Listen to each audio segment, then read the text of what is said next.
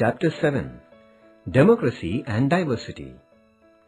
So far, we have studied the meaning of democracy and role of political parties in democracy. Now, in this chapter, we are going to study the meaning of diversity.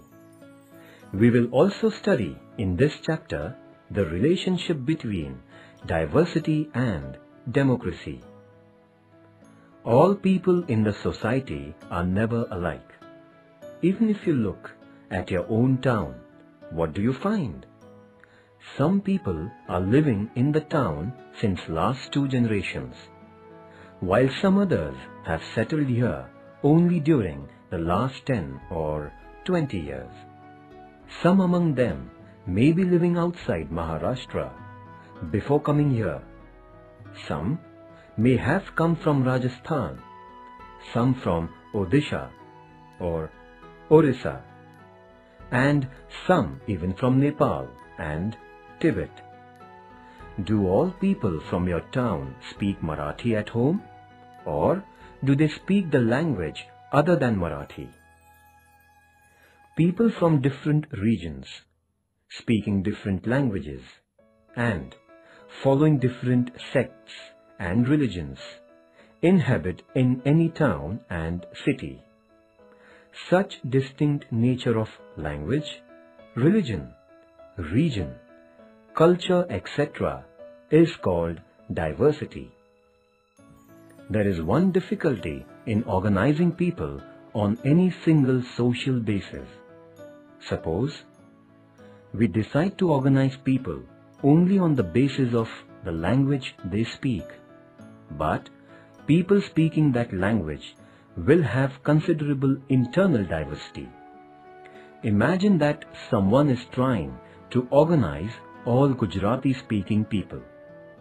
They may come together on the basis of Gujarati language and culture, but some among them would be city dwellers and some would be living in villages. Gujarati women will say that we are surely interested in the issue of Gujarati language, but our main concerns are about women's labor. How about that?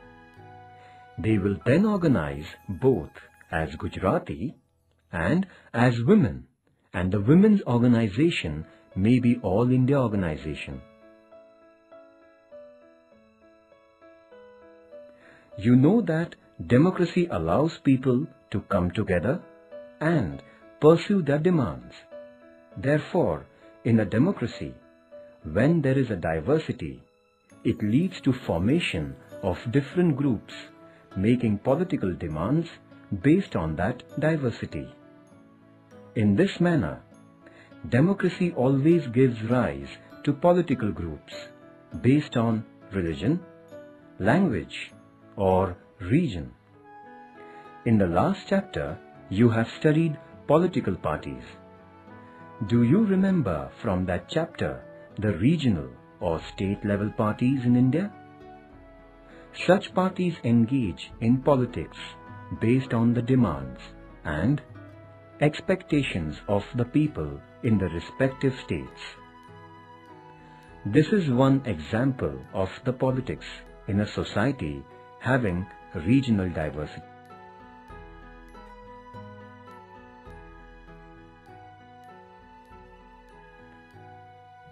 There is one difficulty in organizing people on any single social basis. Suppose we decide to organize people only on the basis of the language they speak, but people speaking that language will have considerable internal diversity. Imagine that someone is trying to organize all Gujarati-speaking people. They may come together on the basis of Gujarati language and culture, but some among them would be city dwellers and some would be living in villages.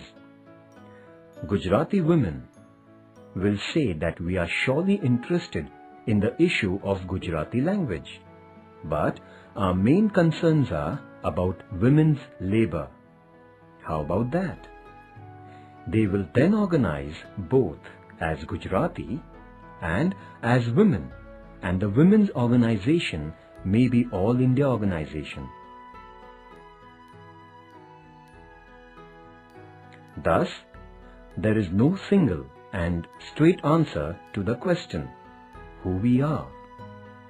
We may simultaneously be Marathi from the Vidarbha region and Muslim. In such a situation, what will be our identity? Such a person will not only be Marathi, only from Vidarbha, or only a Muslim. This person will be a Marathi Muslim person living in Vidarbha. So, this person may have different expectations simultaneously. At some point, this person will support an organization based on language. At the same time, he or she can participate in an organization working for demands of the Vidarbha region. And such a person can also be attending an assembly of Muslim community. In this manner, democracy allows politics on the basis of various interests. But at the same time, there is a scope in democracy to engage in politics going beyond our social groups. In all democratic societies, you will find that different special groups do get organized. But often, different social groups come together and try to press for their common demands. Religious diversity and democracy. It is necessary that there are cordial relations among different religions when people of different religions are living together. Otherwise, diversity may lead to inequality and conflict. People of different religions such as Hindu, Muslim, Sikh, Buddha, Jain, Christian, Zoroastrian and Jew live in India. So, India has adopted policy of secularism from the beginning. These people celebrate their respective festivals and follow religious rituals. There are economic and trade relations across religions. Many a times, people also participate in each other's religious functions.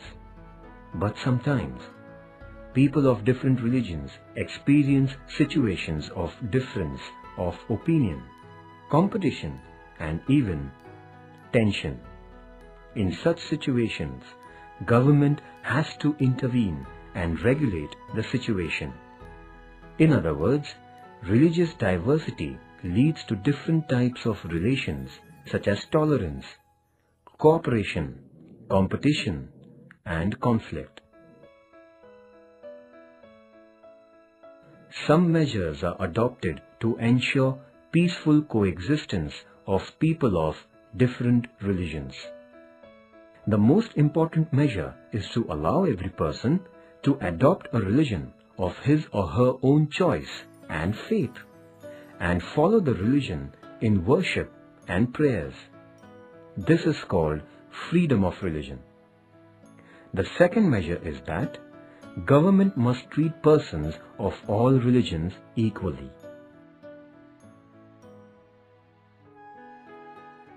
Equal respect for all religions is a part of this measure. Equal treatment is important because if one religion is treated as superior to another, this leads to competition among different religious groups. The third measure for handling religious diversity is protecting minority religious groups and taking special care for their development. If this does not happen, it would lead to backwardness among some religious communities.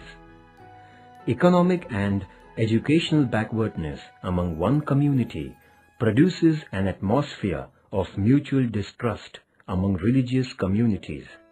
Therefore, it is necessary to take every caution about equal development of people belonging to all religions.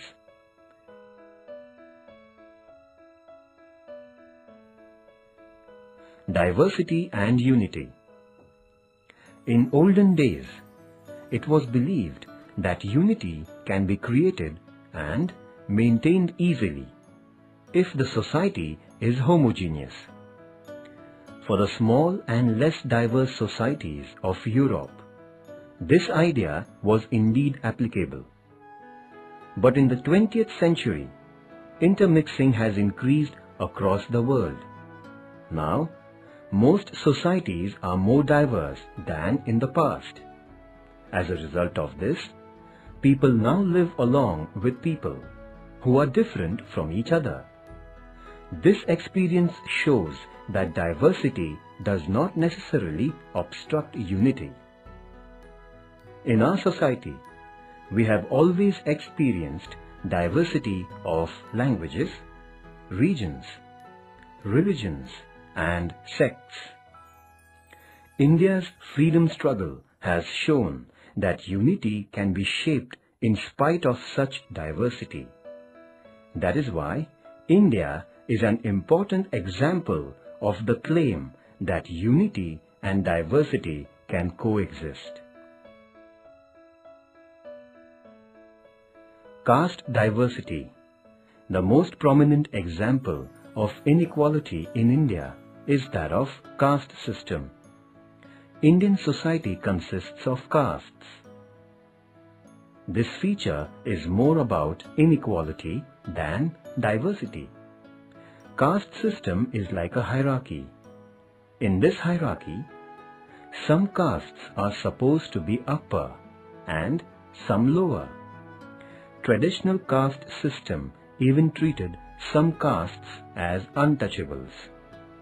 Among the castes treated as lower castes, traditionally, there is a high proportion of persons engaged in lower occupations and low incomes. These castes also have lower proportion of the well-educated persons. This makes the concern of caste as the central concern. In the last 100 years or so, India has witnessed many anti-caste movements. These movements aimed at the abolition of caste system. In modern times, Mahatma Phule was the first to emphasize that the true measure for ending caste inequality is to end caste. Shahu Maharaj also tried for the development of backward castes. This same view was expressed in southern India by Periyar Ramaswamy Nekar. Dr. Baba Saheb Ambedkar also constantly argued and worked for the abolition of untouchability and caste.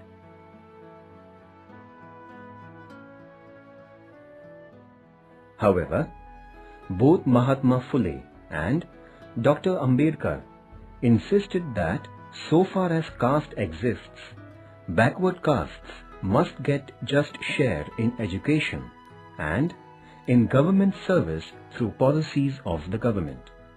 This thought has been the main basis of independent India's policy towards caste. So, how did democracy deal with caste discrimination and inequality? As we saw from above, anti-caste views were expressed and movements took place against caste system. This created awareness about the ill effects of caste discrimination. After independence, some legal provisions came into being. For instance, Constitution considered untouchability as illegal.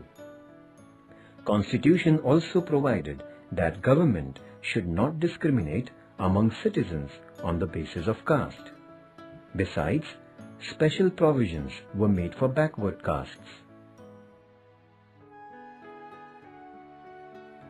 Diversity and share in power.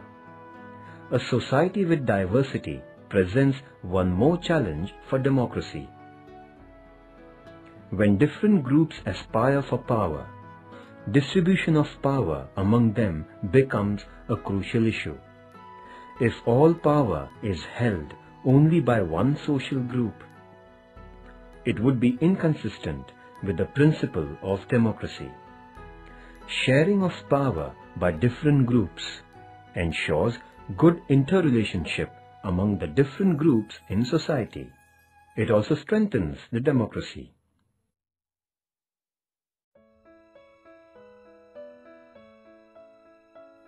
Distribution of power in a federation. There are different methods of distributing power among different groups. A decision about these methods is taken by considering the situation in the country concerned. When there is linguistic and regional diversity, a method of distributing power among the regions within the country is often adopted. This is known as the federal system of government. Under this form, the Constitution itself creates governments at the regional level and decides the powers of the regional level governments. This makes it possible for people from each region to take decisions as per their needs. Decisions regarding the region's language, culture, or local practices are not imposed on any region. The decision about the extent of the powers of the regional governments is made by the constitution of the concerned country. Such distribution of power is an important way of maintaining democracy and diversity simultaneously. India has adopted such federal system.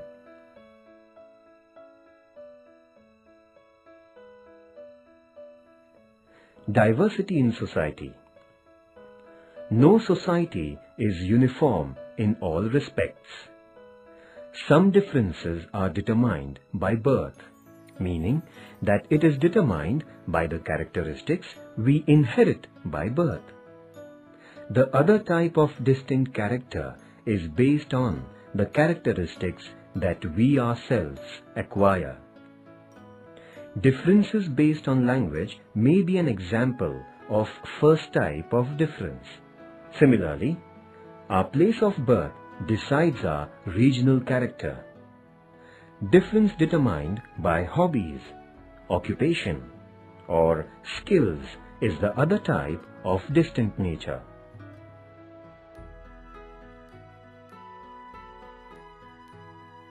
When we say that we are Marathi-speaking people, it means that we are born in a Marathi-speaking family.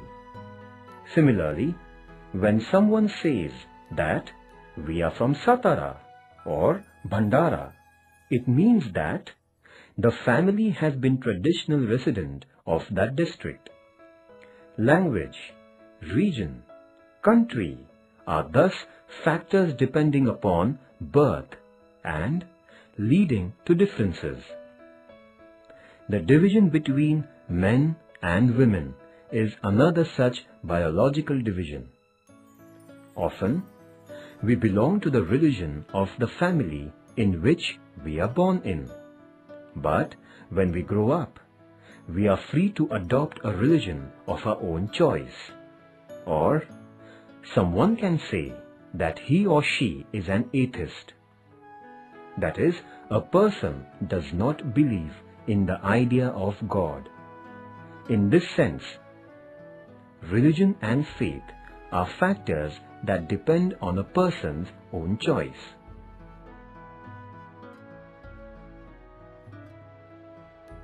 In this way, we find that people around us belong to different groups. They speak different languages. They belong to different regions. Their religions and religious practices are different. Their occupations are also different. That is why we classify people as farmers, traders, shopkeepers, white-collar employees, etc. This fact that in one society, people having different characteristics live together is understood as diversity.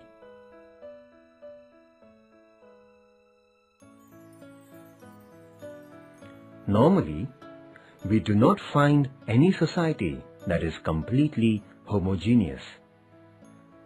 some societies are diverse and others comparatively less diverse. For instance, the Chinese society, spread on a huge land stretch, is homogeneous in terms of language. This means that Chinese is the only language spoken there. In contrast, many small societies are multilingual. That means that there are many people speaking different languages. Can you think of such societies from the neighborhood of India? In contemporary times, it is easier to find societies having people of diverse languages, religions or cultures. But in the past, particularly in Europe, most societies used to be inhabited by people of only one religion, and even one religious sect. On the other hand, India always had people of different religions living in its society. Diversity of languages in India. When the census is conducted in India after every 10 years, every person is asked her or his religion and language. At the time of 1961 census, a list was made listing all languages that were reported by people as mother tongues. It listed as many as 1,652 languages.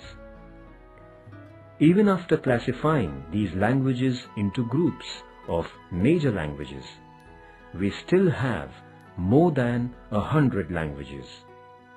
In our constitution, 22 languages are listed. You will find these languages in the 8th schedule of our constitution.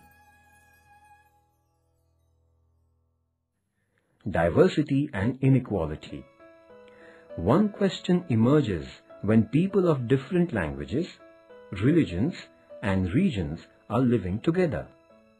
This question relates to their interrelations. Many times, one particular group aspires to be more powerful and dominant. It claims that it is superior to others. This produces not only competition among different groups, such claims also produce inequality. Main concern of democracy is to ensure that in spite of diversity, relations among groups have to be cordial and egalitarian. Inequality between men and women. The division of human society into males and females is in fact based only on biological differences. But actual social relations are always based on unequal relations between men and women. All societies in the world witness secondary treatment given to women as compared to men. Even in the family, women has less power, and most often, family property is in the name of the male persons from the household. Whether it is about wages or about opportunities for promotions. Many times we see that injustice is done on women by giving favorable treatment to men. In addition to this, women also have to face violence, harassment, and atrocities both in public places and at the domestic level. Tarabai Shinde, who existed from 1850 till 1910, wrote a book called Stree Purush Tulna, which means Comparison of Women and Men. This book, published in 1882, is seen as an important writing expressing the issues of women inequality. Tarabai hails from a family residing in Buldhana in Vidarbha. Her family belonged to the Satya Shodhak ideology and was the follower of Mahatma Phule. Kranti Jyoti Savitribai Phule, wife of Mahatma Jyotiba Phule, was renowned as pioneer of women's education and served as first lady teacher cum headmistress in the state of Maharashtra. Her role in widow remarriage is most noteworthy. Her birth anniversary is observed as Stree Mukti Din in Maharashtra. During last 100 years or so, many organizations of women raised their voice against this injustice perpetrated against women. This led to women's movements. Many democratic countries made laws for reducing the inequality between men and women. This has made it possible for women to aim for equal development. In many countries, even after the introduction of democracy, women did not have the right to vote in elections. Due to the pressure of women's movements in the 20th century, gradually, many countries granted the right to vote to women. In the case of India, after independence, our constitution granted to all citizens, irrespective of gender, right to vote right from the first election itself. Though women got the right to vote, the number of elected women representatives is very low in most countries even today. To rectify this, various measures are adopted.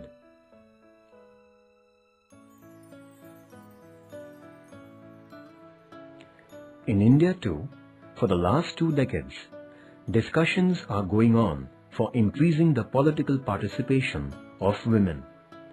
Efforts are also going on to provide reserved seats for women in Lok Sabha and state legislatures. There is already a provision for women's representation in Gram Panchayats, municipal councils, municipal corporations and Jilla Parishads. Maharashtra government has increased the reservation for women representatives local government level to the extent of 50% since 2011.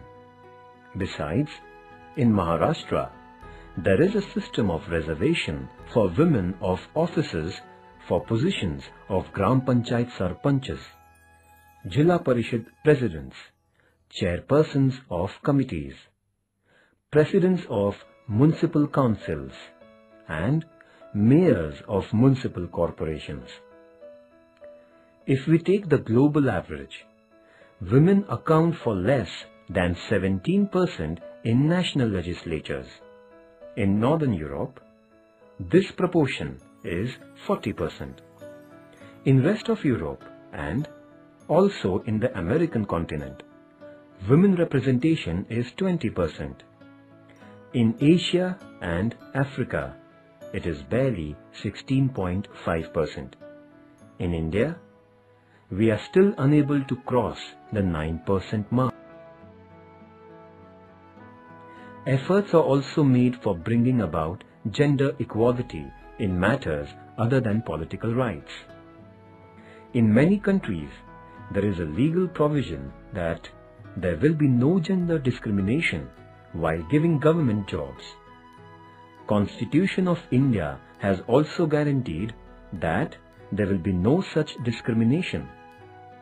Government also implements various programs and schemes for the all-round development of women.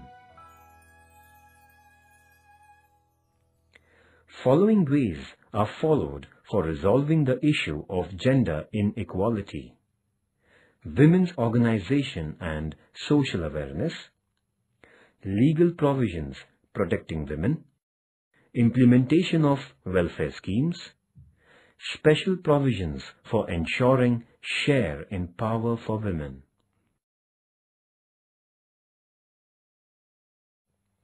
Summary. What is the summary of all that we studied so far? We saw that all societies have diversity of languages, regions, sects, religions, etc. When there is diversity, it is possible that different groups may have unequal relations. If that happens, it leads to social and political problems. And due to this, democratic societies face the challenge of retaining diversity and yet reducing or abolishing inequality. Governments in the democratic societies have to take the main responsibility in this regard. A democratic society has to fulfill 5 responsibilities with respect to diversity. First, to retain diversity. Second, to ensure amicable and egalitarian relations among different groups. Third, to set aside differences that lead to inequality. Fourth, to govern without discrimination. And fifth, to ensure fair share in power for different groups.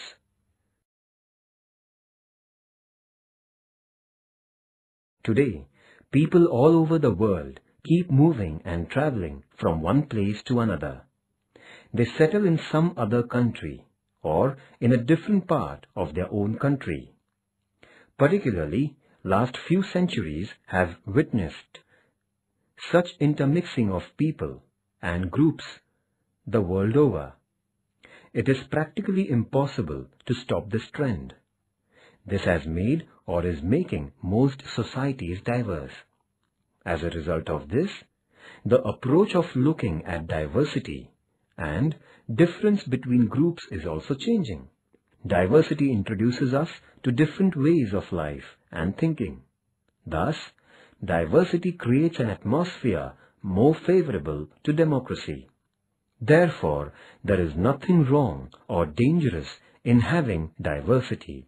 On the contrary, in modern times, it is now accepted that everyone benefits from diversity.